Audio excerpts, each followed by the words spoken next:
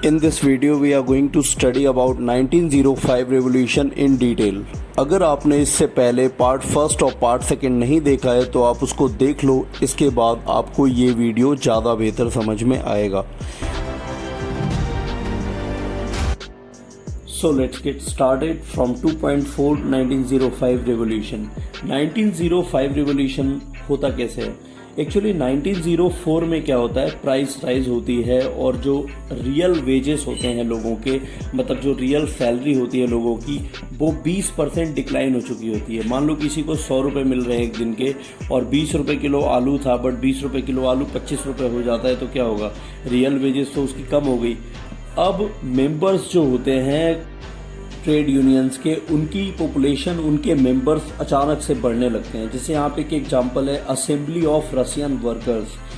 ये 1904 में इसके 4 मेंबर्स काम करते थे पुतिलोव आयरन वर्क्स में। आपको याद रखना है, असेंबली ऑफ रशियन वर्कर्स के जो मेंबर थे वो पुतिलोव आयरन वर्क्स में जॉब करते थे और इनको निकाल दिया जाता है। निकाल दिया जाता है तो क्या होता है, ये लोग आते हैं अपनी असेंबली ऑफ रशियन वर्कर के पास। अब ये लोग कहते हैं चलो स्ट्राइक करेंगे, तुम्हें कैसे निकाल दिया गया, चलो देखते हैं। अब पुतिलोव आयरन वर्क्स के ये मेंबर और दूसरे जो असेंबली ऑफ रशियन वर्कर्स के मेंबर्स होते हैं मिलकर स्ट्राइक करते हैं और ये स्ट्राइक धीरे धीरे बढ़ती जाती है। आपको याद होगा कि 1898 और 1902 में भी स्ट्राइक्स होती थी। सो स्ट्राइक रसिया में लोग करने लगे थे पहले से ही। अब कुछ दिनों के अंदर ही क्या होता है कि 1,10,000 वर्कर सेंट पीटर्सबर्ग में स्ट्राइक करते थे। इसके बाद अब ये स्ट्राइक हो जाता है। अब लोग इस बार मानते नहीं हैं, इस बार प्रदर्शन करने जाते हैं विंटर पैलेस के बाहर, वही विंटर पैलेस जहाँ पर ड्यूमा अभी बनेगी। सो फादर गैपन जो होते हैं वो इस प्रोसेसन को लीड करते हैं, इस प्रोसेसन को हेड कर रहे होते हैं। अब ये लोग जब विंटर पैलेस के बाहर पहुंचते हैं, इनके ऊपर पुलिस और कोसैक्स अटैक कर देते हैं और लगभग 100 पीपल मर जाते हैं और 300 घायल होते हैं, वाउंडेड होते हैं। ये नंबर बहुत कम दिया हुआ है, एक्चुअल में काफ़ी लोग मरे थे। सो ये संडे का दिन था, संडे को होता है, तो इस इवेंट को ब्लडी संडे के नाम से जानते हैं। ब्लडी संडे का क्वेश्चन भी पूछा जाता है। तो अब बात करेंगे कि इतने से रसिया की पॉपुलेशन नहीं रुकने वाली है। अब रसिया की पॉपुलेशन स्ट्राइक करती है और यूनिवर्सिटी के स्टूडेंट्स, कॉलेज के स्टूडेंट्स, लॉयर, डॉक्टर, जो भी मिडिल क्लास वर्कर्स होते हैं, वो सभी लोग बाहर निकल आते हैं और स्ट्राइक कर देते हैं। और अब यूनियन जो इन लोगों की होती है, जैसे मान लो यूनिवर्सिटी के स्टूडेंट की यूनियन, लॉयर की यूनियन, अब इन सब छोटी छोटी यूनियन को मिला के एक बड़ी यूनियन बनती है, मतलब यूनियन ऑफ यूनियंस, यूनियंस के ऊपर एक बड़ी यूनियन। अब जार के ऊपर ये लोग प्रेशर डालते हैं। अब जार को बोलते हैं कि भाई हमें तो डेमोक्रेसी चाहिए, हमें तो पार्लियामेंट चाहिए। जार कहता है चलो जाओ, तुम्हें जो है दी डेमोक्रेसी, तुम्हें पार्लियामेंट दिया। अब जो है यहाँ पे ड्यूमा बन जाता है। डेमोक्रेसी तो नहीं मिलती है लेकिन पार्लियामेंट जरूर मिल जाती है, ड्यूमा बन जाता है। अब जार जो है वो बोलता है कि चलो ठीक है, ड्यूमा बन गया, अब किसी भी तरह की पॉलिटिकल एक्टिविटी तुम लोग नहीं कर सकते। साथ में जार क्या करता है, फर्स्ट ड्यूमा जो इलेक्ट होती है उसको 75 डेज में ही डिसमिस कर देता है। मतलब जार अभी भी ड्यूमा से खेल रहा होता है, पार्लियामेंट से खेल रहा होता है। वहाँ की Duma is like parliament in Russia, so parliament भी कह सकते हो। तो ड्यूमा जो थी वो 75 डेज में डिसमिस हो जाती है और जार क्या करता है, ड्यूमा में कंजर्वेटिव लोगों को भर लेता है। कंजर्वेटिव लोग वही, monarchy should be respected, past should be respected, there should be gradual change, धीरे धीरे सोसाइटी चेंज होनी चाहिए।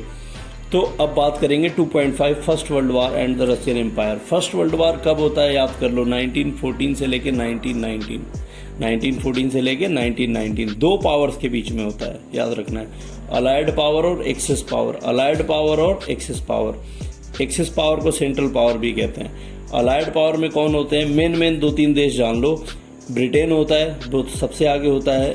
अमेरिका होता है जो 1917 में कूदता है वर्ल्ड वार में। रसिया होता है, इटली होता है और भी बहुत सारे देश होते हैं। अब एक्सेस पावर में जान लो, जर्मनी होता है मेन लीडर, इसके बाद ओटोमन एम्पायर होता है और ऑस्ट्रिया हंगरी होता है।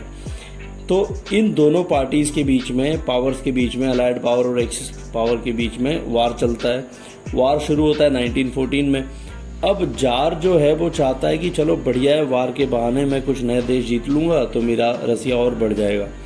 सो जार के पास ऑलरेडी इतना बड़ा रसिया था। अब जार जो है वो डूमा से नहीं पूछता कि भाई मुझे वार लड़ना चाहिए या नहीं। अब वार शुरू होता है तो लोग जर्मनी के खिलाफ हो जाते हैं।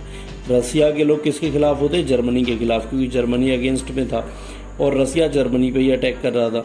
तो सेंट पीटर्सबर्ग जो एक सिटी थी जहाँ पे ये अभी स्ट्राइक हुआ था, हमने पढ़ा, तो सेंट पीटर्सबर्ग में क्या होता है, लोग कहते हैं कि भाई सेंट पीटर्सबर्ग तो जर्मनी का एक सेंट था, साधु था, तुमने उसके नाम से अपना शहर बनाया हुआ है, हटाओ इस नाम को। लोग उस नाम का विरोध करते हैं और सेंट पीटर्सबर्ग को बना देते हैं पेट्रोग्रैड। अब पेट्रोग्रैड में सोवियत बनेगी, उसको बोलेंगे पेट्रोग्रैड सोवियत।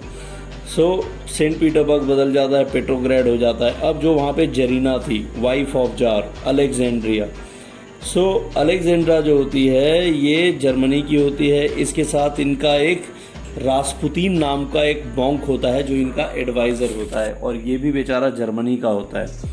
इसको भी लोग पसंद नहीं करते, और कुछ लोग तो ये भी आरोप लगाते हैं कि जरीना जो है वो मिली हुई है जर्मनी से, और रास्पुतीन जो है वो भी मिला हुआ है।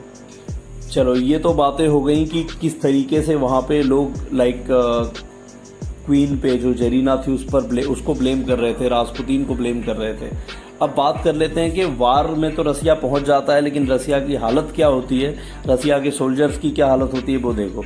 तो रसिया की जो आर्मी होती है वो जर्मनी में और ऑस्ट्रिया में बहुत ही ख़राब तरीके से हार रही होती है। 1914 से 1917 आते आते लगभग 70 लाख लोग मारे जाते हैं, 7 मिलियन 70 लाख, तो 70 लाख लोग लगभग मारे जाते हैं। अब रसियन आर्मी जब वापस आ रही होती है रसिया में, तो वो क्या करती है कि अपने क्रॉप्स, बिल्डिंग, सब कुछ डिस्ट्रॉय कर देती है, सब कुछ बर्बाद कर देती है। क्यों? क्योंकि अगर सही रास्ता नहीं मिलेगा तो जो दूसरे देश की आर्मी है, लाइक जर्मनी की है, ऑस्ट्रिया की है, तो वो उनके देश में कैसे आ सकेंगी। अब इसके वजह से क्या होता है कि जो रसिया या रसिया के बाहर की भी क्रॉप और बिल्डिंग जब डिस्ट्रॉय हो जाते हैं, तो इसके वजह से 3 मिलियन मतलब 30 लाख रिफ्यूजी जो दूसरे देश से हमारे देश में शरणार्थी आते हैं उनको रिफ्यूजी कहते हैं, 3 मिलियन रिफ्यूजी रसिया में आ जाते हैं। अब ये तो हो गया वार का इकोनॉमिक इम्पैक्ट और उनका जो हुआ उसका इम्पैक्ट। अब देखेंगे इंडस्ट्री पर वार का क्या इम्पैक्ट हुआ, रसिया का जो उद्योग था, इंडस्ट्री थी, उस पर क्या इम्पैक्ट हुआ। 1916 में इनकी सप्लाई बंद हो जाती है, कोल आना बंद हो जाता है, तो 1916 में रसिया का जो रेलवे लाइन था वो ब्रेक डाउन हो जाता है। जो वार लड़ सकते थे लड़के, उनको वार में बुला लिया जाता है। वुमेन फैक्ट्रीज में काम करने लगी थी, और ग्रेन्स जो था, अनाज, वो आर्मी को भेजा जाता है। फूड शॉर्टेज हो चुकी होती है क्योंकि आर्मी को भेजा जाता है ग्रेन्स, ज़्यादा बढ़िया यहाँ पे एग्रीकल्चर अब रहा नहीं। तो ये सारी प्रॉब्लम्स के साथ क्या होता है कि रसिया के ऊपर रसिया चारों तरफ से घिर जाता है, चारों तरफ से इसके लिए प्रॉब्लम शुरू हो जाती है।